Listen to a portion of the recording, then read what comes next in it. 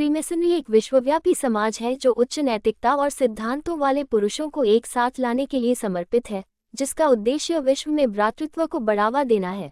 भारत की क्षेत्रीय grand lodge of western India (RGLWI) की 2 दिवसीय विशेष अर्धवार्षिक बैठक 28 और 29 सितंबर 2024 को भोपाल के होटल अमर ग्रीन्स में आयोजित हुई।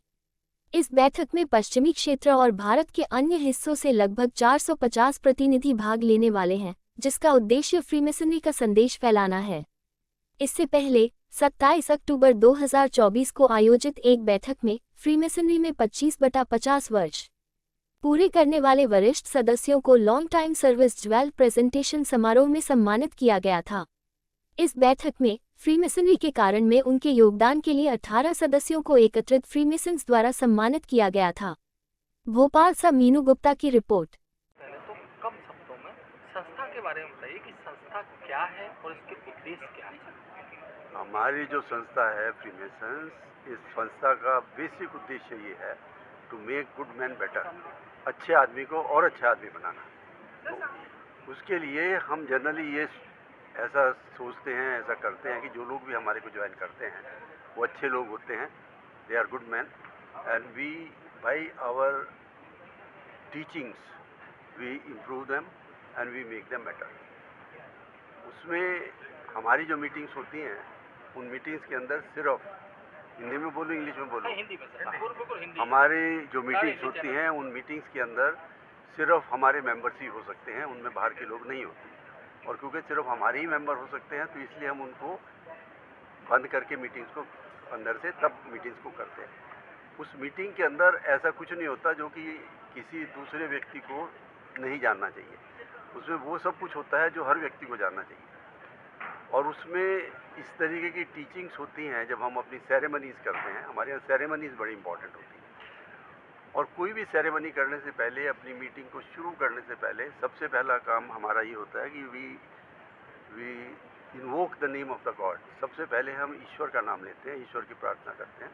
ईश्वर की प्रार्थना हम अपने लफ्ज़ों में अपने हिसाब से करते हैं, और ईश्वर को हम ये मानते हैं कि वो सबसे बड़ी सत्ता है, और इसलिए हम ईश्वर को किसी नाम से नहीं जानते। उसको हम, क्योंकि हम फ्रीमेसन्स हैं, तो हम उसको बुलाते हैं great architect of the universe या great overseer of the universe. इस तरीके के टेक्निकल नामों से ही हम ईश्वर को बुलाते हैं, या true and living God, most high, इस तरीके के नामों से हम उसको बुलाते हैं। और ईश्वर की प्रार्थना किए बिना या उससे ब्लेसिंग्स की प्रार्थना करने के बाद ही हम अपनी मीटिंग शुरू करते हैं। और उन मीटिंग्स के अंदर सबसे पहले हम, जो हमारे यहाँ 5 रिलीजन हैं, हिंदुस्तान में जो 5 रिलीजन हैं, हिंदुइज़्म है, इस्लाम है, क्रिश्चियनिटी है, सिखिज़्म है, पारसी है, इन सब रिलीजन की जो रिलीजियस बुक्स हैं,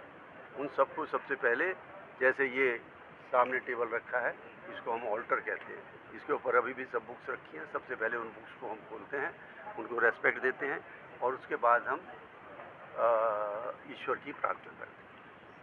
सर, ये संस्था जो है किस चीज़ में वर्क करती है, क्या काम करते हैं आप लोग? धर्मनिरपेक्षता की बात करने नहीं, के हमारा धर्मनिरपेक्षता की हम बात नहीं करते। हम सिर्फ एक जो यूनिवर्सल रिलीजन है, जो हर रिलीजन की जो अच्छी बातें हैं, वो यूनिवर्सलिटी ऑफ द गुडनेस, जो कि सब रिलीजन का बेस है, उसको हम प्रमोट करते हैं। सर, आपसे इस क्लब को सीक्रेट क्लब क्यों कहा जाता है? सीक्रेट क्लब इसलिए कहा जाता है कि बेसिकली हमारा जो पुराने टाइमों में ये था कि जो बेसिक उद्देश्य था कि to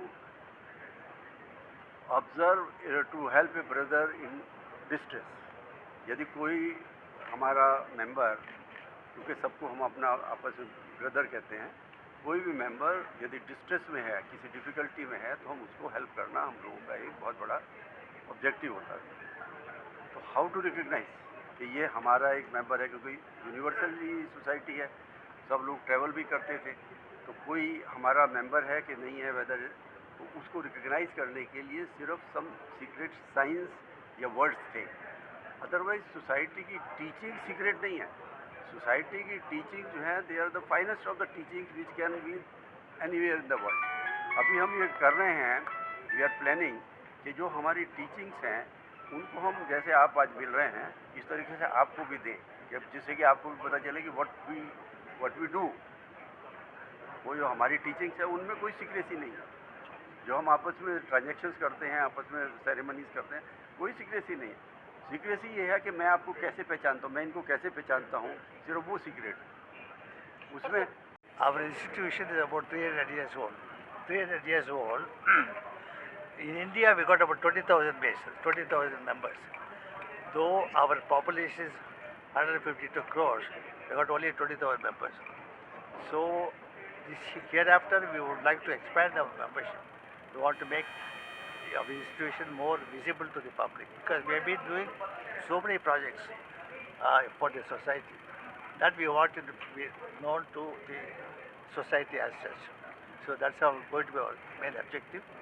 And so far the rituals have been only in English language. But thanks to our Grand Master, we would like to have the rituals in Hindi also. Inside the ritual, inside the temples, we have rituals in English now. We want to make it in Hindi also from next month onwards. That's going to be a big change, so that more people can understand rituals and apply the rituals to their own personal lives. That's the big thing.